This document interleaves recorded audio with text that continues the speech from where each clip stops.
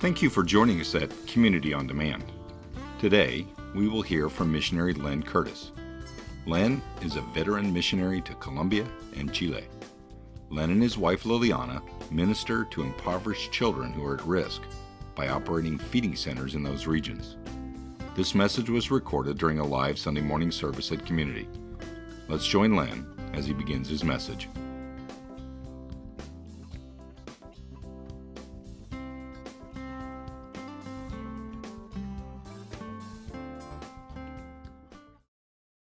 But I am just so thankful and so grateful to be with you this morning. And really, I mean, when Dan started talking about our kids and our ministries, we started over 25 churches out of our main church in Chile and in Peru and in Colombia. And God is working in a wonderful way. Colombia is a very, very volatile and a very, very dangerous place right now. I've had a gun put to my head. We just a couple weeks ago, 10 community workers, 2 of whom were pastors, were assassinated by the cartels. The country is in turmoil right now. 30% of the country is not even ruled by the government, but by criminals and by cartels. We are these kids' only hope.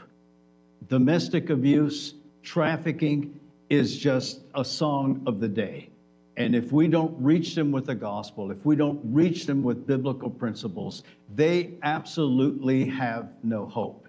It's not like they can walk down to another church in another barrio, in another area. We are their only hope. So pray for our ministry. We would encourage you to join our ministry, and let's make a difference, at least a difference in the children, so that they can grow up knowing the gospel, and we can raise up a generation of leaders that can truly make a difference in Latin America. If you would, open your Bibles to Luke chapter 12. Luke chapter 12. We'll start with the first slide. Would you agree that we live in a society that promotes self-improvement, right? I mean, we would be in agreement. And that's good. And the reason that is good, and I don't have anybody in mind, but some of us, I know I do, we need to kind of improve ourselves, right?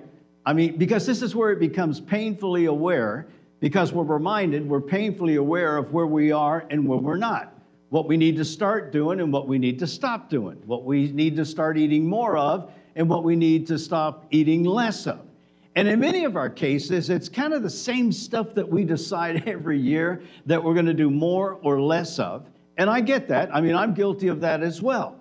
And basically, what we're asking ourselves at every turn is, what can I do? What should I do about me? And that is an important question to ask. What can I do to make myself, smarter? What can I do to make myself slimmer or stronger or healthier or wealthier or more successful? And as a pastor/missionary, I just want to say to you this morning, go for it. Man, I hope you accomplish all of your goals. I hope next year your goals are so radically different because you've been so consistent and massively successful this year. But this morning, I want to add a question to the mix. I want to give you a second question that actually potentially can help you and motivate you with what should I do about me question. But it's a different kind of question. And this is a really important question, I think, that everyone should ask and answer. Now, a little heads up, a little warning. This question will mess with you. It'll bother you. It'll make you feel guilty. It'll motivate you. And if we allow it to do its work, this is the kind of question that can focus you and maybe even change you. I mean, as we're going to discover this morning, this question or a similar question actually changed some people's lives. It has the potential, honestly, and this isn't just preacher talk, it has the potential to change the trajectory of your life. So I would just kind of suggest you write it down. Put this question somewhere you can look at, because this is the kind of question that will make your life better and make you better at life. And of course, if you're a believer, if you're a Christian, if you're committed to following Jesus, this is an important question for us to answer for various reasons. But the main reason I think we should take this seriously, especially if we're believers, is because this question, or the sentiment behind this question, the thing that fuels this question, actually threads its way through the entire story and history of our faith. I'll give you a couple examples. what is the oxygen, the thing that fuels this question, is the reason why Queen Esther in the 5th century, actually not really a real familiar story. She was the queen of Persia. She was the wife of the most powerful person in the world. And if you know the story, it's why she couldn't just stand by and do nothing when she discovered a plot to exterminate all the Jews in Persia. So she finds out about this plot, and she's the queen, but it's not like we have kings and queens. The king had a harem. His name was King Xerxes. And as the story goes, he chose her to be the queen because she was the most beautiful person he could find in the entire empire. But you know, kings got a lot of stuff going on, right? And so you didn't just walk into the presence of a king and say, hey, honey, I've got a question. In fact, there was a law that if you could not enter into King Xerxes' presence without being invited. And if you did, it meant the death penalty. And so she discovers this plot. And the only person who can prevent her people from being exterminated is King Xerxes. And he hasn't called on her. You should read the story. He hasn't called on her in over 30 days. And so she gathers some of her people together and she says, hey, you guys have to pray for me. You got to fast because I'm going in. And if he doesn't hold up his gold scepter, my life is over. But I just have to go in. And then she makes this famous statement. Maybe you've heard the statement before, but you didn't know where it originated. She said, and if I perish, I perish. But I just can't stand around and do nothing. And this question, and the cinema behind this question, is what fueled Nehemiah. Nehemiah is one of the greatest leadership stories in ancient history, maybe ever. And one of the great things that I just love about the story of Nehemiah is that in this story, there are no miracles. You know, God doesn't do anything spectacular, anything unusual. It's just good old-fashioned leadership and work. And as you know, Nehemiah was the cupbearer to King Artaxerxes, again of Persia, and he's got it made, right? He's got like this cush job. I mean, he's living the dream. He's living in the most powerful empire in the world, and he's got a relationship with the most powerful man alive at that time. But he gets news that things are not going well back home in Jerusalem and Judea. And so he's got this tension on the inside. Things are bad here, but things are good here, but things are bad back home. But I just can't unhear what I've heard. And so he goes to King Artaxerxes and he asks permission to leave his service. I mean, who does that? Nobody does that. You spend your whole life getting to this place. And he asked permission to leave his service, to go back to Jerusalem, to do something for his people. In fact, he says, hey, why don't you just make me governor of Judea? That way I'll have the authority to go back and address the economy, to go back and address the fact that the gates have been burned down, the walls have been torn down, the people are depressed and distressed. And the king says, granted, you got it. And it's an extraordinary, extraordinary story. But the thing that caused him to leave what was comfortable for that which was uncomfortable is really behind the question that we're going to wrestle with this morning. Again, following the same narrative, it's why the Apostle Paul, when he gets to the city of Athens, he's kind of waiting around to be picked up at the port to go on his way. And so he just kind of wanders through the city of Athens, and what's behind this question is the reason he just couldn't keep quiet. And he's walking around Athens, and nobody knows who he is, and he notices that there are hundreds and hundreds of altars, and people are making sacrifices, maybe to hundreds, thousands of gods. And this is a really sophisticated city. These are sophisticated people, some of the brightest people in the ancient world. And he's like, oh my goodness, they don't know that God has done something for them in the world. And he just can't keep quiet. He's got to do something. He's got to say something. And he preaches this amazing message, and almost everyone ignores him, but he says, I just can't keep my mouth shut. But you know what? It's not just the ancient world that's been impacted by this question or questions like it. The modern world as well. In fact, the modern world has been shaped by men and women who have refused to, this is so important, who have refused to look the other way when the answer to this question became apparent. It's why Claudio and Teresa Lopez of Santiago, Chile. Claudio, who I consider one of my Timothys in the faith, and Teresa is my adopted daughter. Teddy came to our house because of a horrific background. She showed up on the doorstep, and she was being abused sexually by her mother's partner. And then she grew up, and as she grew up in the Word and in church, she developed a love and passion for vulnerable children in similar circumstances. And Claudio and Teresa helped us start our first Feeding Life Center in Santiago, Chile. The answer to this question is why we started another feeding center through our local church in Bogota, Colombia.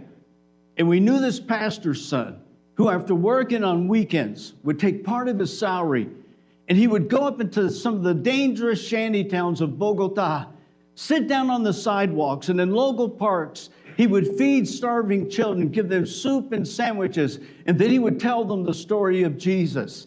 And he did all of this out of his own pocket.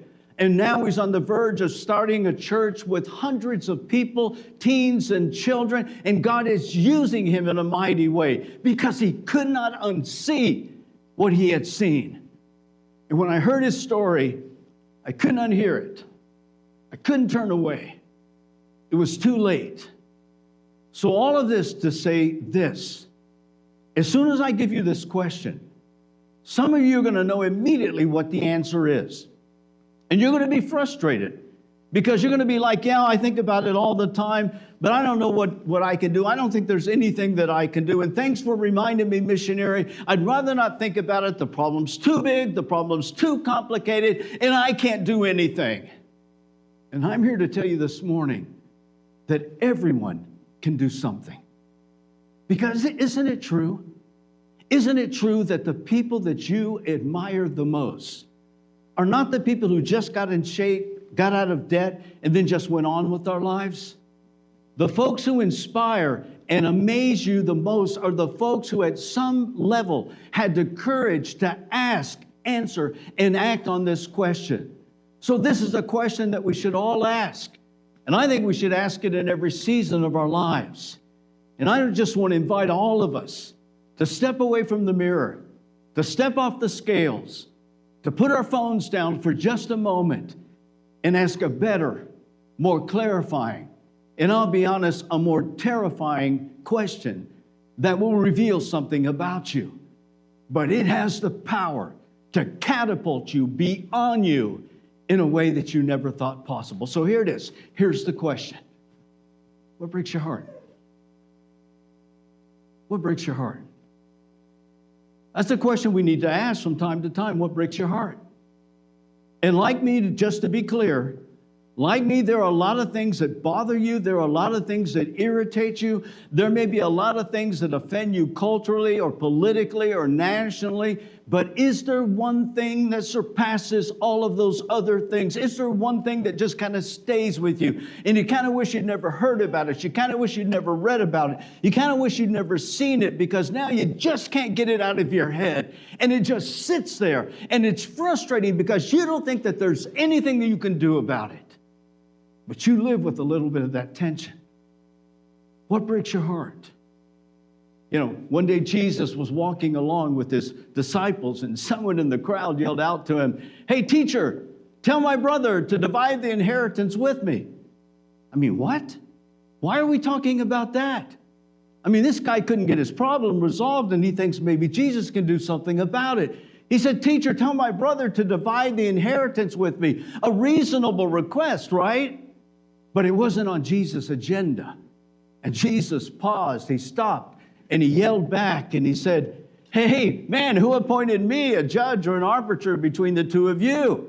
Hey, I'm not going to get involved in your family issues. Why are you choosing me?" And then Jesus does what Jesus does. He sees an opening, an opportunity, a teachable moment. So apparently he stops. He has everybody sit down, and he begins to teach. And remember what started this. "Hey, Rabbi, hey, tell my brother to be fair. Tell my brother to make sure I get what's coming to me. Tell my brother to make sure that he splits things up the way Dad intended." And we don't even know if their father had passed away. We don't know any of the circumstances. We don't know what's going on. But what Jesus said next is so great. And then he said to them, "Watch out. Be on your guard against all kinds of greed." What are you talking about? The guy's thinking, I just want what's fair. I just want what's coming to me. And Jesus smiles, I think, and says, watch out, be on guard against all kinds of greed. Now, I just love this Greek term for greed. The Greek term for greed is pleonexia. Pleonexia. Can we say it together? And I'll tell you why in just a minute. Say it with me. Pleonexia. One more time. Pleonexia. Sounds like a disease, doesn't it? Ma'am, I don't know how to tell you, but I think you got pleonexia. Okay. Oh, no, I think my mom had that too, okay? Can you see it? Oh, yeah, you got pleonexia. We got something for it, but, I'm so sorry. Well, it actually is a disease. That's why I love this Greek term. It is the disease of insatiableness. It's a disease of never enoughness for meanness. It's a disease of discontentment. And there's just never enough to come your way to fill that insatiable bucket of getting whatever you feel like you have to have. It's a disease, and Jesus says you got to watch out for it. You got to be on the lookout. So I'm going to ask you a question, and the answer is no, so don't pretend to be better than you are. The answer is no, but I'm going to ask you anyway, and I'll tell you why. Are you on guard against pleonexia? Are you on guard? Are you on the lookout for pleonexia? Are you watching out daily for greed and pleonexia? And the answer is no. And here's why the answer is no. Because we aren't on guard against things that we don't perceive as a threat, right? You wear sunscreen during the week here in Houston, right? You don't walk around with bear spray unless you're on a trail and there's a sign that says, hey, beware of the bears. And it's like, honey, you got to get us some bear spray. As soon as you're aware of the threat, we go on our guard. But we don't normally live our lives, looking out, being on guard against things that we don't perceive as a threat. And Jesus says that I should be and you should be on guard against greed. To which I know that some of you are thinking, greed, come on, missionary. I have my issues, but greed? And here's the point. Pleonexia, Jesus says, is sinister and it's subtle. It wears multiple disguises. It disguises itself as a virtue. And you can't see it in the mirror. That's why we don't see it as a threat. And besides, I'm going to kind of push back on Jesus for a minute. Okay, Jesus, pleonexia, greed, whatever. I know, I've got my stuff, but I don't care what other people think. Come on, Jesus, you got to give me some more information. Come on, Jesus, what's at stake? And Jesus is about to say, let me tell you what's at stake. Your life is at stake. What makes life really life is at stake. What makes life worth living is at stake. You don't realize it, but that's what's at stake. Because greed in all of its subtle forms has the potential to rob your life of meaning. Whoa, wait just a sec. How in the world can greed rob my life of meaning? So if you're going to doze off, catch this before you do. Because pleonexia ensures that we are always an end and never a means.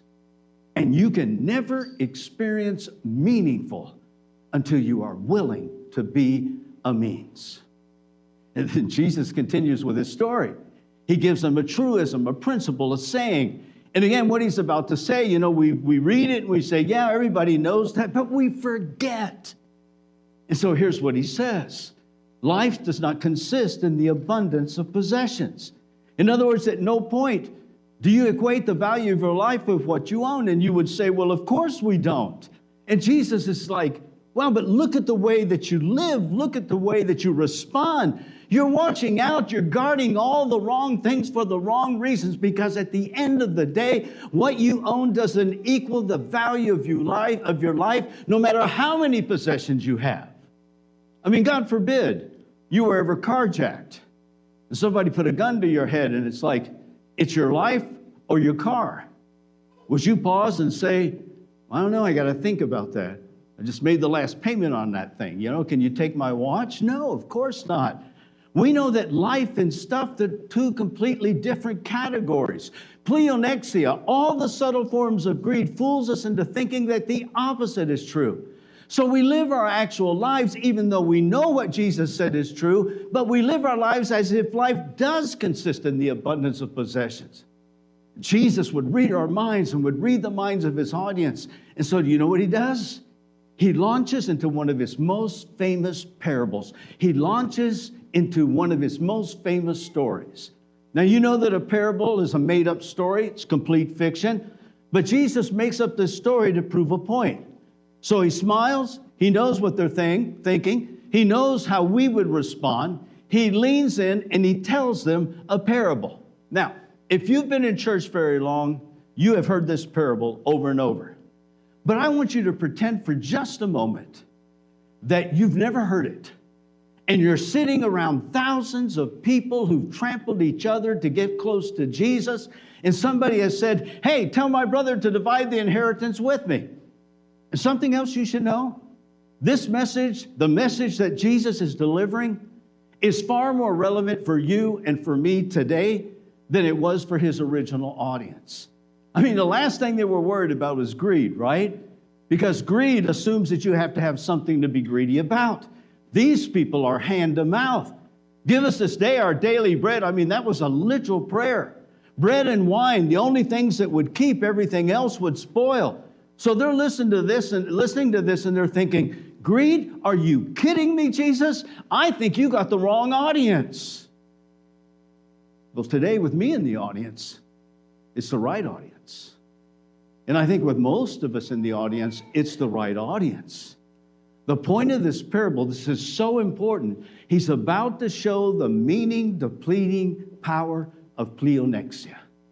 It's the power of greed to rob you while it enriches you. That's why it's so subtle. So quickly, let's look at the story. It says, the ground of a certain rich man yielded an abundant harvest. So the rich get richer even in the first century. That's exactly what this means. Somebody who already had extra just got extra. And this man thought to himself, my goodness, look at this abundant crop. I'm already rich. I already have more than I need, but now I've got extra. And so he thought to himself, what am I going to do? It wasn't apparent to him what he should do. He saw this as a problem that he had to solve. It actually was an opportunity, and he missed it. He didn't see it that way. And the reason he didn't see it as an opportunity, pleonexia, but he didn't know. And he says, I have no place to store my crops. And here's the assumption. This is very important. The assumption was, since it came to me, it's for me. I call this the consumption assumption. The consumption assumption is if it comes my way, it's obviously for my consumption. If it ends up in my hands, it's for my consumption. If it ends up in my bank account, if it ends up as my degree, my opportunity, resources, connections, well, if it comes to me, it's for me. To be consumed when I need to consume it or to be leveraged when I need to leverage it. It's the consumption assumption.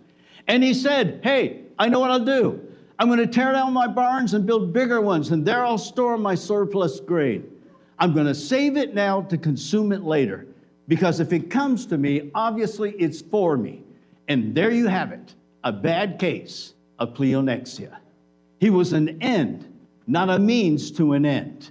And then he says something that we can't see in the mirror, none of us can. He said, I'll say to myself, self, you've got plenty of grain. And here's the other trap in the parable. Jesus is brilliant.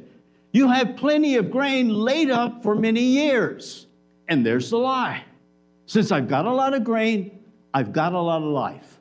Since I have so much provision, I must have enough time to use up the provision. Stuff equals time, and stuff equals life. I've got all the time in the world because I've got all the stuff in the world. And then he says, I'll say to myself, take life easy, eat, drink, and be merry. And Jesus' audience had one thing in common with us. They were envious. Now, come on. Wouldn't that be great? Just to have everything you need? Have it all sorted out, all in the right investment accounts, have all that passive income coming in. You got enough coming in, and you got the whole thing worked out, and you're 55 years old or you're 65 years old. I mean, wouldn't that be great? Just to get up every single day with no responsibility, every day with no pressure, every day with enough food to eat, just get up every day and do whatever you want. But this is a parable, which means Jesus has a point to make. And the point he's about to make goes right to the heart of the meaning, depleting deception of greed. You know, greed will fill our schedule. It'll fill our ego. It'll fill our relationship buckets. It might even fill our bank accounts. And while it's filling all of those things up, it can rob us all at the same time. And he says, as happy as this guy was about his future, as secure as he felt about his future, God said to him, because in a parable anything can happen, God said to the rich man, you fool. And everybody in Jesus' audience is like, fool? I'd like to be that kind of a fool, right?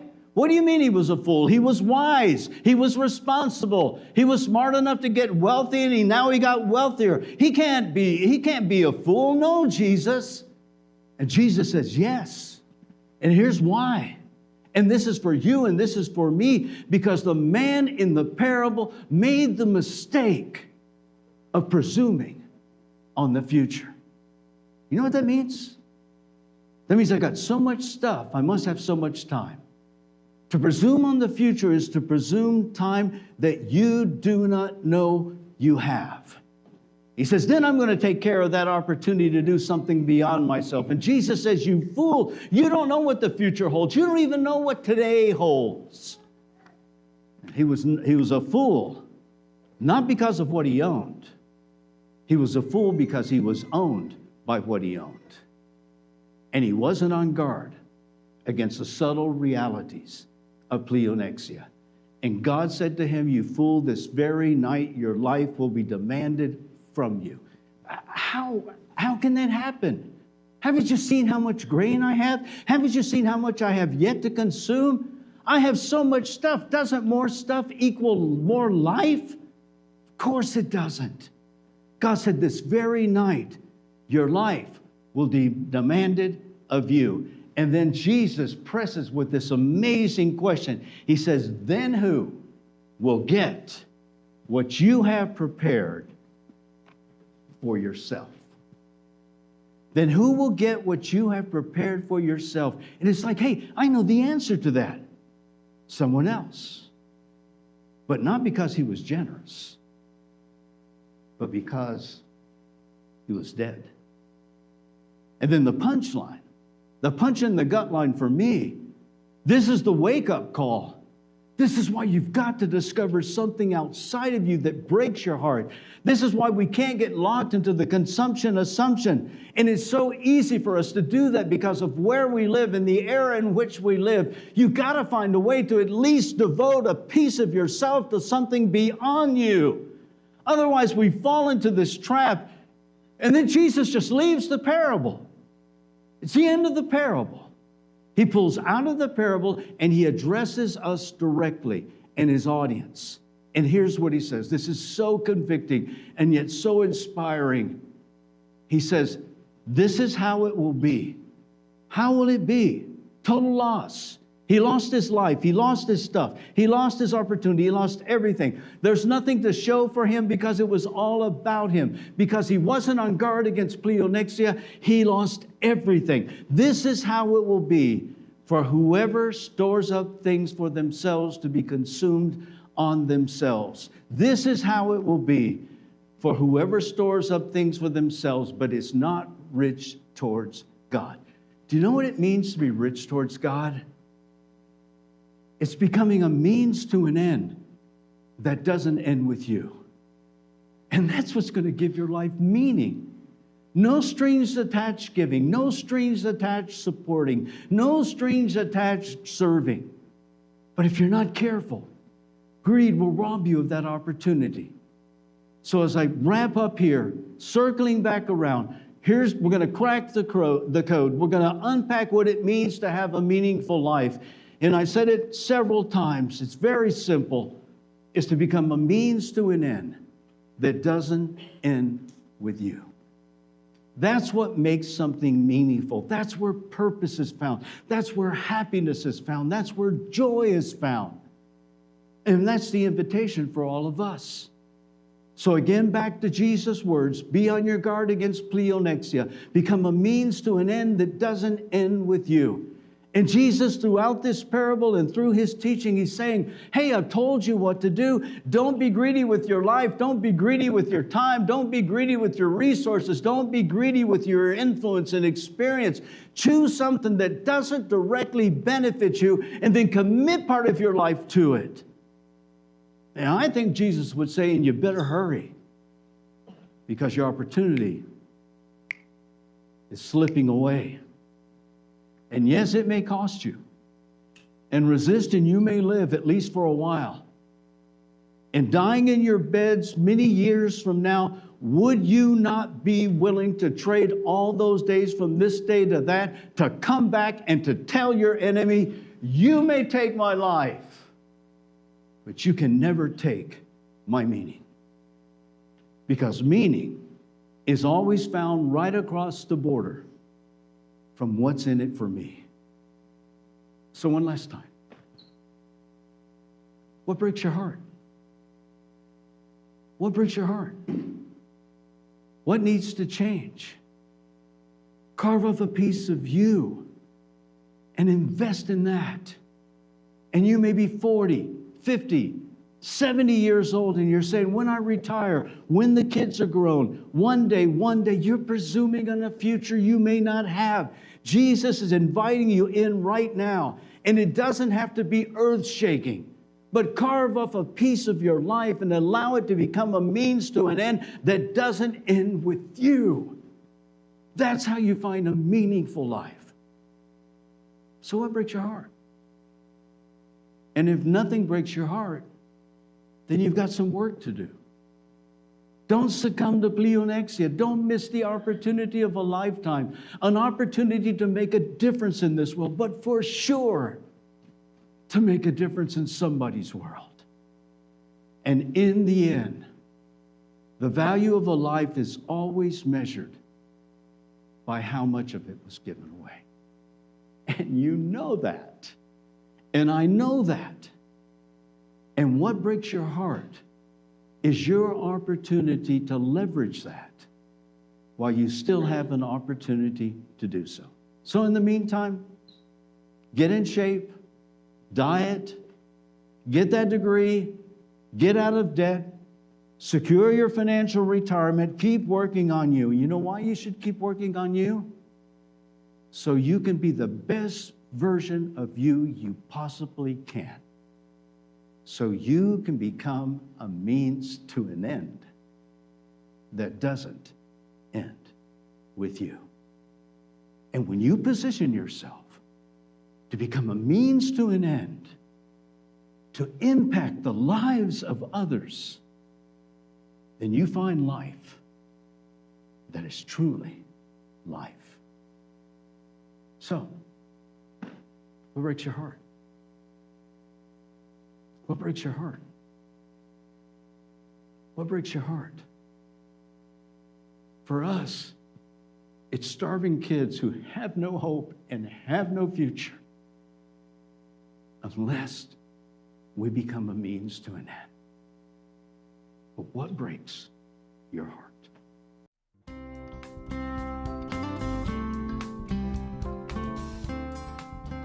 On behalf of Pastor Dan and the folks at Community, thank you for joining us today at Community on Demand.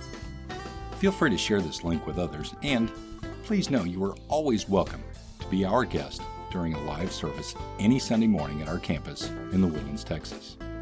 For more information, just click on the link, www.cbcwoodlands.org. I hope you will again join us at Community on Demand.